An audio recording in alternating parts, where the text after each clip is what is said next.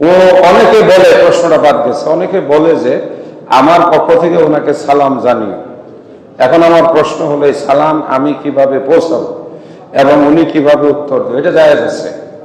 আল্লাহ রাসূলকে দূরের থেকে অনেকেই সালাম পৌঁছাইছে, আমাদেরকে অনেকেই বলে আপনি যাচ্ছেন আমার সালাম পৌঁছায়।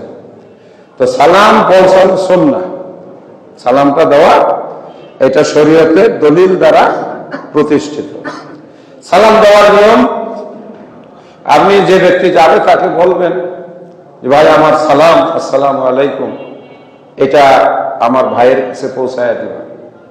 অথবা আপনি মুখেও যদি বলেন আমার সালাম পৌঁছায় দিবেন, আর মনে মনে যদি বলেন আসসালামু আলাইহি, আসসালামু আলাইহি, তার উপরে সালাম, বুঝতে। এখন যিনি সালাম গ্রহণ করবেন, আমাকে এসে বিলাল বলল যে অমুকে সালাম পাঠাইছে, তাহলে বলতে হবে ওয়া আলাইকাস সালাম, তোমার উপরে ওয়া আলাইহিস সালাম, তোমার উপরেও সালাম, তার উপরেও সালাম। ওয়া আলাইকুমুস সালাম আমরা যে বলি, প্রথমে যে নিয়ে আসছে, হ্যাঁ, যে নিয়ে আসছে তার জন্য সালাম। ওয়া আলাইকা ওয়া আলাইহিস সালাম, ওয়া আলাইহি, হি দিয়ে যদি বলি তাহলে এটা থার্ড পারসন, সে অনুপস্থিত, আর যে নিয়ে আসলো তার হক আছে না?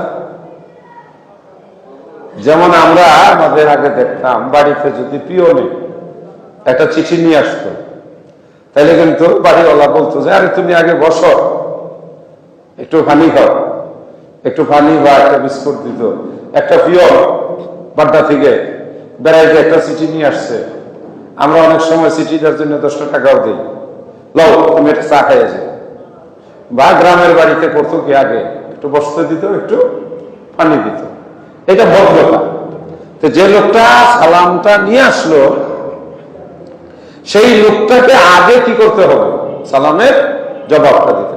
ও আলাইকা ও আলাইহিস সালাম, তোমার উপরে সালাম, তার উপরে সালাম। আলহামদুলিল্লাহ, ধন্যবাদ, মাশাআল্লাহ।